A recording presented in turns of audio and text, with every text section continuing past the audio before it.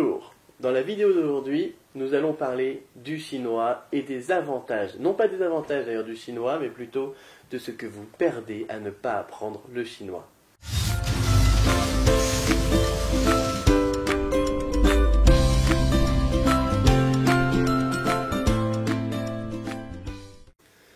Bonjour, je suis Cédric Beau et voici Sylvain Ducarne.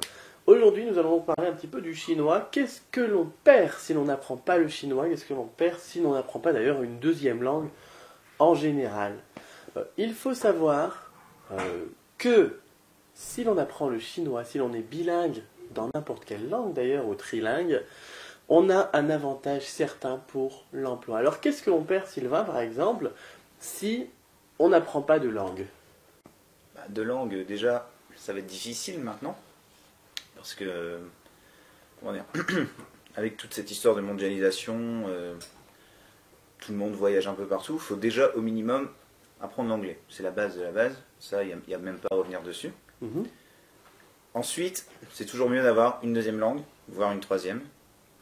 Donc, nous, ce qu'on va conseiller, c'est plutôt d'apprendre une langue qui est beaucoup parlée, donc le chinois. Alors pourquoi le chinois? C'est très simple, il y a un habitant sur 5 de la planète qui est chinois.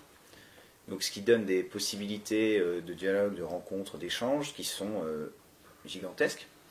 Et il y a beaucoup plus d'utilité à apprendre une langue comme le chinois, par exemple, qui va s'utiliser dans le commerce, dans les relations, etc.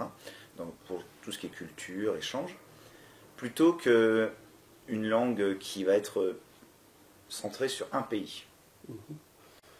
Et alors, pourquoi est-ce que ça va nous aider dans l'emploi? Souvent les gens nous disent, tu vas apprendre une langue, tu trouveras plus facilement un travail. Mais pourquoi? Comme je l'ai dit, en fait, maintenant, c'est très rare de trouver un emploi qui soit centré sur la France. Il y a toujours un minimum d'échanges avec l'étranger.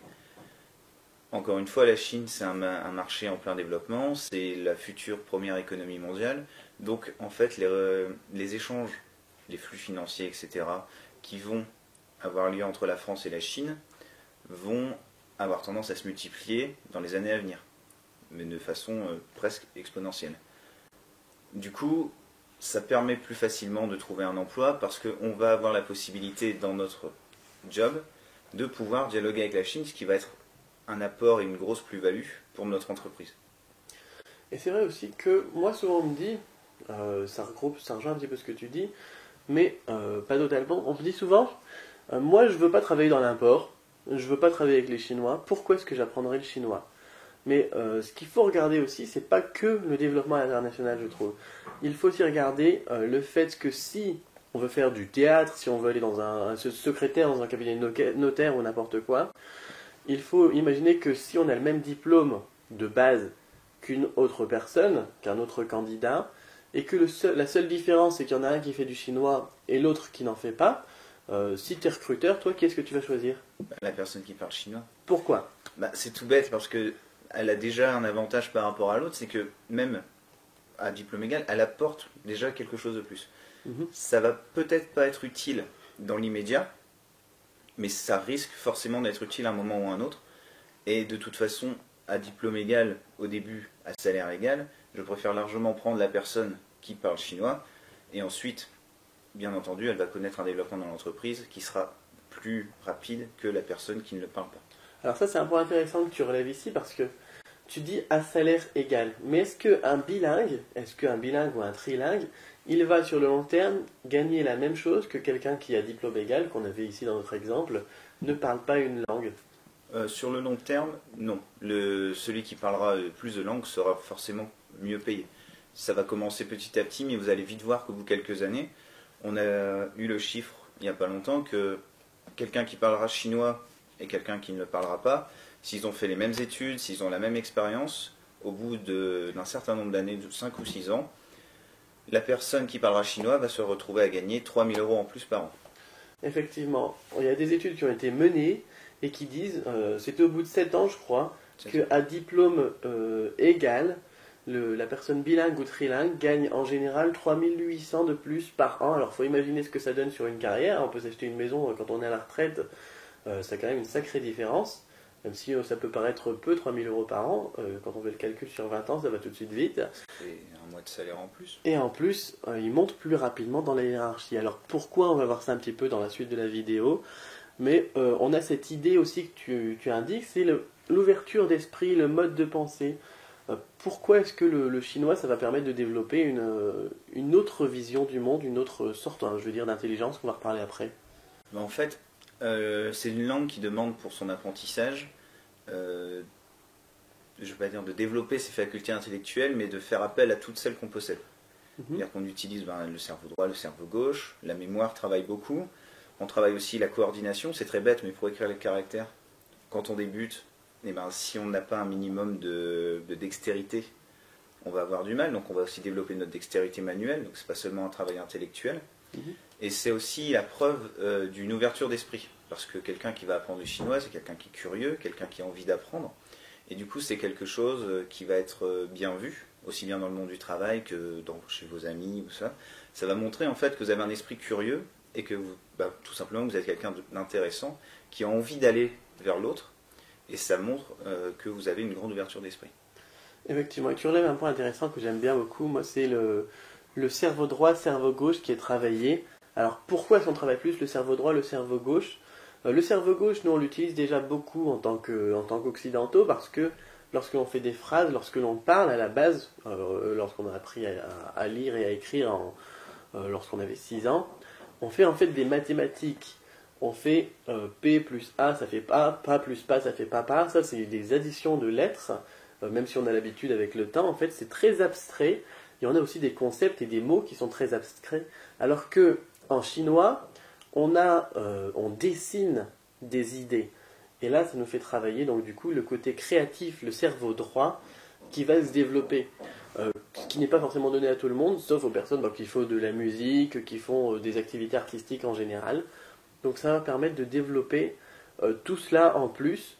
Et donc des études de japonais ont démontré il y a un paquet d'années déjà que le fait de travailler des langues avec des lettres et des additions, donc du coup des langues abstraites et des langues plus concrètes comme le chinois avec le côté créatif et la représentation de dessin, permet de booster la mémoire, permet de booster aussi, donc comme tu disais, le quotient intellectuel. Ça c'est vraiment intéressant aussi. Ce qui permet du coup de faire d'une pierre deux coups. Si vous voulez booster votre mémoire, si vous voulez booster votre créativité, si vous voulez booster votre carrière, votre ouverture d'esprit et tout ça, rien qu'en faisant du chinois, on peut déjà tout faire, tout ça. Pour revenir sur le côté créatif, c'est pas pour rien que la calligraphie est un art. Oui, la calligraphie chinoise, c'est un art à part entière, effectivement. Voilà. C'est l'écriture chinoise, ça fait déjà travailler. Alors si en plus on fait de la calligraphie chinoise, c'est un sacré coup de boost. Une pierre deux coups. Voilà, d'une pierre deux coups. Alors, on peut aussi voir le chinois, parce qu'il y a des gens qui me disent « Oui, mais moi je suis en fin de carrière », ou alors « Oui, mais des gens qui vraiment insistent sur le fait que ça sera pas intéressant pour leur carrière ». Des gens qui disent « Oui, mais moi j'ai pas envie de développer mon côté artistique », et d'autres qui nous disent « J'ai pas envie de gagner plus ». Alors, quels autres avantages on peut avoir à apprendre le chinois? Le chinois, ça reste quand même quelque chose d'un petit peu mystique, d'un petit peu lointain. Et on a aussi tout cet aspect culturel qui est super intéressant, cet aspect tout simplement de loisir d'apprendre le chinois comme on apprendrait de la musique ou de l'art pour se faire plaisir. En fait, il faut le voir comme un jeu. Faut le voir comme un jeu. Moi, je pense que c'est aussi un loisir, l'apprentissage du chinois. Pour les jeunes, par exemple, qui sont intéressés par la culture en général, par les arts martiaux, par la médecine traditionnelle chinoise, par le cinéma, ce qui intéressera plus de gens que la médecine traditionnelle chinoise d'ailleurs, ou la musique, ça permet d'aller approfondir toute cette culture. Toi qui aimes bien l'histoire, par exemple, en quoi ça va être intéressant? Est-ce que la Chine a une histoire intéressante? Oui, elle a une histoire déjà qui est très très très longue sur le temps. Je veux dire, c'est quand même un pays où l'État était structuré, quand en France on vivait encore dans des huttes en bouse, avec des clans, etc. Donc c'est quand même une histoire qui est très ancienne et qui est énormément en fait calquée sur l'écriture. En fait, il est intéressant de voir qu'on peut suivre l'évolution de la culture chinoise en suivant l'évolution de son écriture. On commence par l'écriture basique, qui ressemble un peu aux hiéroglyphes. Et en fait, au fil du temps, on va voir par exemple que la première écriture structurée vient avec le premier empereur, etc., etc. Donc ça permet en fait de voir le cheminement. Et si quelqu'un s'intéresse à la culture chinoise, c'est évidemment un énorme avantage que de connaître un minimum la langue. Il ne s'agit pas non plus de connaître parfaitement la langue, tous les caractères. On ne demande pas ça. Ce qu'il faut en fait, c'est de comprendre comment sont composés les caractères pour en fait voir l'impact qu'ils peuvent avoir sur l'histoire. Mhm. Et on a aussi un autre aspect qui est intéressant. Alors, au niveau loisir aussi, c'est un passe-temps. Ah oui, c'est en fait, ça peut être un passe-temps qui est utile. Par exemple, on a des gens qui aiment bien faire des sudoku, ce genre de choses, alors que ça peut être très intéressant, je ne dis pas le contraire, juste qu'il n'y a pas de finalité. Ça vous fait travailler votre cerveau, vous entretenez votre mémoire, etc. Mais finalement, une fois que votre sudoku est terminé, voilà, vous n'en avez rien retiré de particulier. Tandis qu'il y a possibilité de faire la même mécanique intellectuelle en apprenant le chinois, et donc de faire travailler votre mémoire, de faire travailler votre intelligence, tout simplement, et en plus, finalement, d'en retirer quelque chose qui pourrait être que bénéfique.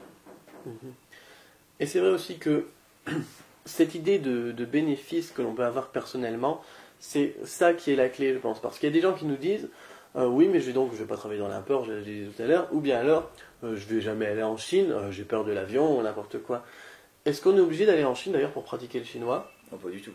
Je veux dire, c'est quelque chose qui se développe. Donc il y a possibilité, je suis sûr, même à côté de chez vous, de trouver au moins une ou deux personnes avec qui vous pouvez pratiquer. Effectivement, puis c'est vrai que la diaspora chinoise est la plus développée du monde. En France, je sais pas combien ils sont, mais je sais qu'ils sont très très nombreux, ça se compte en dizaines ou centaines de milliers, notamment au niveau de la communauté estudiantine. Oui. Alors, mais bon, si par contre vous voulez aller en Chine, quel va être l'avantage d'avoir appris le chinois? Toi qui est arrivé en Chine il y a presque un an déjà quand même. Quel est l'avantage du coup par rapport au début où tu ne parlais pas chinois à maintenant où tu commences à bien te débrouiller? Je veux dire, déjà, ce qu'il faut savoir, c'est que les Chinois, excepté certaines catégories sociales, notamment les étudiants, pratiquent très peu l'anglais. Donc je veux dire, on peut être un bilingue en anglais, ça ne nous sera pas pour autant utile si on part par nos propres moyens en Chine. Du coup, ça permet tout simplement de se débrouiller et d'avoir une vie qui est quand même beaucoup plus calme. On est beaucoup moins stressé, même en ne connaissant que quelques phrases au début. Ça permet déjà, quand on a un problème, de se faire comprendre, ce qui est très important. Et surtout, comme je le dis, d'avoir l'esprit au calme. Parce que quand on arrive, ce qui a été mon cas, et qu'on pratique que quelques mots, même pas des phrases, quelques mots, c'est assez difficile parce que dès qu'on a un problème, on ne sait pas comment réagir. Tandis que là, en ayant appris même 2-3 mois le chinois avant de venir en Chine, vous avez possibilité de vous faire comprendre pour ce que vous voulez manger, où vous voulez dormir, pour demander où est le poste de police, ce qui va vraiment vous faciliter la vie. C'est vrai que c'est un peu moins stressant si on aime voyager dans un pays, de connaître un petit peu la langue. Et comme on le disait aussi, la culture est dans les idées qui sont traduites par l'évolution des caractères. Et c'est vrai que ça permet de voir aussi le pays d'un autre œil, lorsque l'on comprend un petit peu ce qui se passe, plutôt que d'y aller, de faire des photos et se dire ils sont vraiment bizarres ces Chinois, alors qu'il y a une explication bien évidemment à tout. Je crois qu'on a évoqué déjà pas mal de points. Je pense. Ouais. Un petit mot pour la fin? Apprenez le chinois, ça ne peut être qu'utile pour vous. Voilà, il y a plein de raisons, alors toutes les raisons qu'on a évoquées juste avant, et il y en a beaucoup d'autres, pour apprendre le chinois, peu importe la raison pour laquelle vous voulez le faire, de toute façon, si vous apprenez le chinois, vous en bénéficierez donc de toutes. Donc moi, ce que je peux vous encourager à faire, c'est que de vous y mettre, apprenez le chinois, et si vous aussi, vous avez des raisons qui vous motivent à apprendre le chinois, ou qui vous ont motivé à apprendre le chinois si vous le parlez déjà, n'hésitez pas à les mettre en commentaire en dessous de cette vidéo, et je vous dis à bientôt pour la prochaine vidéo. Au revoir.